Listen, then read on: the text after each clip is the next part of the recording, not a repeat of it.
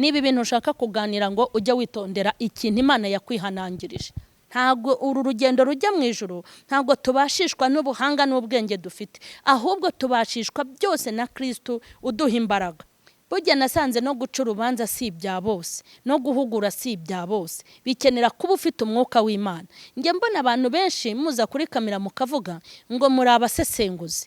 Ntabwo ushobora gusesengura iby'umwana w'umuntu udafite umwuka w'Imana, kuko nawe ubwawe ntushobora kubasha gusesengura ibyawe. Nkubwira ngo witondere amategeko y'Imana, ndumva ashaka kukubwira ngo witondere amategeko y'Imana, nibwo uzabashishwa. Muri uyu murimo tuba dukeneye kubashishwa. Ndabashuhuje mu izina rya Yesu Kristo w'i Nazareti, mwebwe bakurikiranye Mama Sharlene official. Amahoro y'Imana nabe muri mwe, kandi neza y'Imana nibe mu ruhande rwanyu. Nizere ko muguwe neza abari mu gihugu cy'u Rwanda mu ntara zitandukanye, namwe abari mu bihugu by'abaturanyi by'ababanyi ndetse no muri Afrika no hatandukanye, abari muri Aziya, abari muri Europe, abari muri Australia, abari muri Amerika y'Epfo ndetse n'iya ruguru. Inshuti zacu mwese turabashuhuje, turasuhuza abaganga, turasuhuza abarimu ndetse turasuhuza abashinzwe umutekano. Ego mwese turabashuhuje aho mugenda mudukurikiranira mu kazi n'ahandi hatandukanye, tujya tubona komenti zanyu. Imana ibahe umugisha. Tugarutse n'ubundi mu mwanya w'ijambo ry'Imana. Reka turebe Abami, igitabo cya mbere cy'Abami, ibice 2, umurongo waho wa 3. Hanyuma haravuga ngo ujye wumvira ibyo Uwiteka Imana yawe yakwihanangirije,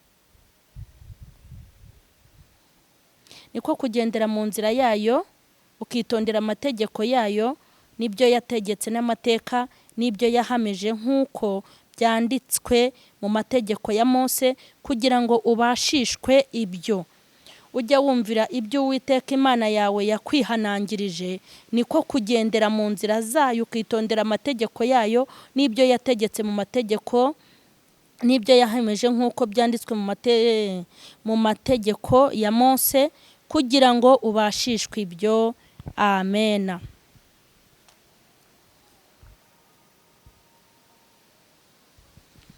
Unumvira ibyo Uwiteka Imana yawe yakwihanangirije. Haleluya. Imana ishimwe. Imana ishimwe. Aya magambo ni amagambo Dawidi yararimo arabwira Abusalomu umuhungu we. Munani Salomo, ni amagambo yarari kubwira Salomo umuhungu we. Mu magambo twaganiriye ubushize, narindi kubabwira ngo uramutse upfuye ni yihe mpano wasigira umwana wawe cyangwa umurage. Tubona ko Dawidi yasize Salomo ku ngoma, aramusimbura, nuko yari afite ibyo yamwigiyeho urukundo, amwigiraho ubutwari, amwigiraho kwihangana, amwigiraho guhindira umushyitsi w'Iteka, amwigiraho kubahiriza amategeko ya Mose no kwitondera ijambo ry'Imana. Yabimwigiyeho. Niyo mpamvu Imana yari yarabwiye Dawidi ngo nukuri ndavuze ngo ntago uzabura umuntu wo gusiga ku ngoma yawe, ntago uzabura umuntu uzagusimbura. Niyo mpamvu Salomo ari we wahise asimbura ise, yimitswe na papa we Dawidi. Aya magambo tumaze gusoma ahangaha muri iki gitabo cy'Abami, hari amagambo tumaze kuhasoma aho Dawidi yabwiwe. Reka twongere tumbereke intego y'ijambo shaka ko tugenderaho, ngo ujye wumvira ibyo Uwiteka Imana yawe yakwihanangirije. Ujye wumva ibyo Uwiteka Imana yawe yakwihanangirije. Mureke mbabwire, ndashaka kubwira abakirisitu, abakozi b'Imana, ndashaka kukubwira ngo Imana ijya kuduhamagara ntago yigeze iduhamagara na twese. Nubwo twabatirijwe rimwe, reka nkubwire, nubwo twabatirijwe rimwe, tukaririmba muri korali imwe, tugasengera ku mudugudu umwe, tukagira amateraniro amwe, ntago Imana ijya ikorera muri sosiyete. Nta nubwo Imana ikora mu ishyirahamwe, ikora ku muntu ku giti cye. Ni nayo mpamvu nushaka gukizwa ntukagira agakiza k'iganano, agakiza wiganya abandi, ujye ugerageza ugire agakiza kawe ku giti cyawe, kuko Imana ijya kuguhamagara ntago yigeze igufunga mu ikarito imwe cyangwa ngo uze mu ipaki imwe n'abandi bantu. Ijya kuguhamagara ntago yigeze basanga muri hamwe, yagusanze ukwawe, nanjye isanga ukwanjye, na ntuzi musanga ukwe. Kandi uko yasanze ntago ariko yagusanze, amategeko yampaye ntago ariyo mategeko yaguhaye. Niyo mpamvu Dawidi yabwiye umuhungu we Salomo, aramubwira ngo ujye witondera amategeko Imana yagize gute yagutegetse. Kandi hano hari ijambo ndi kugenda nibagirwa, kandi ni naryo shaka gushingiraho, ijambo ryo kukwihanangiriza, ngo ujye wumvira ibyo Uwiteka Imana yawe yakwihanangirije. Iri jambo ndi kuryibagirwa, kukwihanangiriza. Mweke mbabwire, amategeko Dawidi yagenderagaho ntabwo ari yo umuhungu we yagombaga kugenderaho. Hari aho bari bahuriye hamwe mu kumvira Imana, ariko ku ngoma ya Dawidi hari urugamba Dawidi yagombaga guhura narwo, ariko uyu nawe Salomo hari urugamba yagombaga kubaho ku giti cye. Ariko papa we aramubwira ati, mwana wanjye Salomo, ujye wumvira amategeko Imana yakwihanangirije, kukwihanangiriza. Niba ibintu ushaka kuganira ngo ujye witondera ikintu Imana yakwihanangirije. Mureke mbabwire, nta muntu n'umwe ukwiye kubaho nk'utagendera ku mategeko. Nta n'umuntu n'umwe wahamagawe n'Imana ngo ireke kumuha kondisiyo. Nta muntu Imana yigeze ihamagara ngo ireke kumuha umurongo ngenderwaho. Nkuko yampamagaye udahari, nawe ikaguhamagara ntahari. Ibyo yavuganye nanjye ntago wari uhari, nanjye ibyo yavuganye nawe ntago nari impari. Ni nayo mpamvu ntakwiye kukwigana, nawe ntuzanyigane. Ahantu ngomba kunyura nzahanyura njyenyine. Nimba ari amarira nzarira njyenyine, nimba ari ibitwenge nzishima njyenyine, nimba ari ubukene nzakena njyenyine, ariko ninakira nzakira njyenyine. Nimba ari umubabaro nzababara njyenyine, ariko n'ibitwenge nibiza bizaba ari ibyanjye njyenyine. Niyo mpamvu agakiza ka kiganano ntago gakwiriye.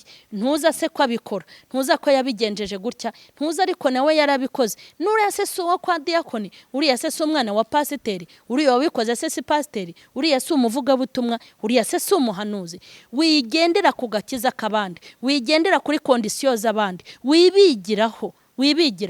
Hari ibyo yakora ntibigire icyo bimutwara, ariko wowe wabikora bikagira icyo bigutwara. Niyo mpamvu cungana n'Imana yawe, ugendere kuri kondisiyo ibyo yakwihanangirije, ujye ubigendera kuri. Bivuga ngo amategeko n'amabwiriza by'Imana bigomba gukurikizwa, ndetse uko bikurikirana. Aramwihanangiriza, aramubwira ngo ugomba kumvira amategeko y'Imana. Ntabwo dukwiye kugira agakiza ka kiganano.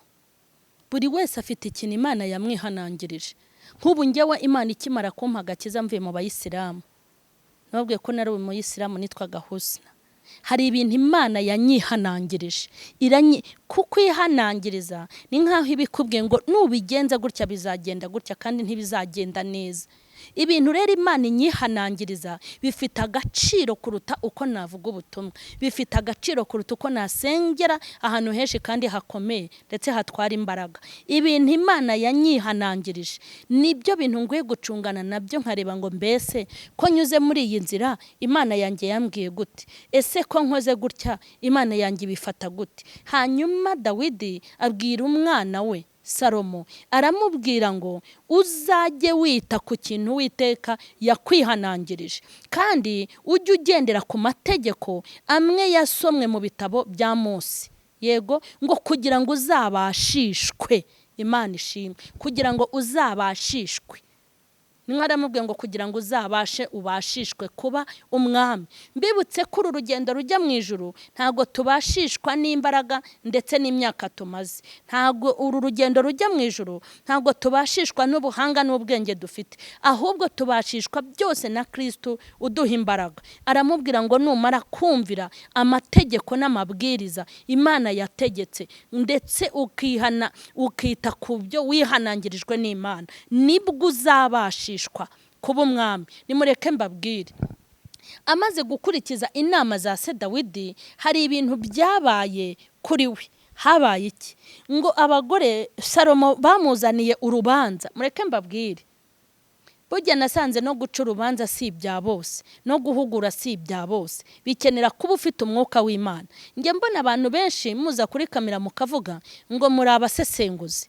Ntago ushobora gusesengura iby'umwana w'umuntu udafite umwuka w'Imana, kuko nawe ubwawe ntushobora kubasha gusesengura ibyawe. Uko uri mu gitondo siko uzaba umeze nimugoroba, uko uri uyu munsi ntago ejo ariko uzaba umeze, uko uri mu ntangiriro z'ukwezi, irangiza ry'ukwezi siko uzaba umeze, uko umeze muri uyu mwaka, muri uyu ntago ariko uzaba umeze, uko uzaba umeze mu mvura ntago ariko uzaba umeze no mu zuba, uko umeze mu mibyizi ntago ariko uzaba umeze muri weekend. Niyo mpamvu byose bikenera umwuka w'Imana.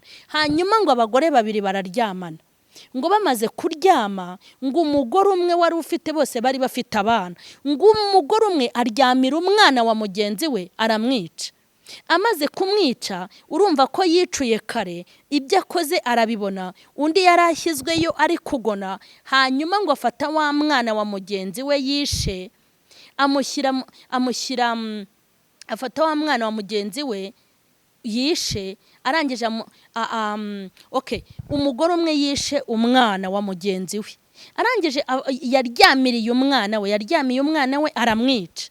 Arangije afata intumbi y'umwana wapfuye amushyira mu gituza cy'uwo nguwo ufite umuzima, arangije umuzima amwishyirira mu gituza. Hanyuma bakangutse, nyine biranashoboka ko yakangutse mbere, atangira kumuha ibere, batangira kurwanya ati umwana wanjye, uyu mwana n'uwanjye. Burya reka mbabwire, nta mwana uyoberwa nyina, nta n'umwana uyoberwa se. Ibyo byo ntibishoboka. Naho mwaba muri abagabo 1000, umwana abasha kureba akarobanuzamo papa we. Naho mwaba muri abagore 1000, umwana abasha kureba agahita amenya mama umubyara, naho yaba ataramenya kuvuga ari agahinja. Hanyuma nta muntu uyoberwa umwana we.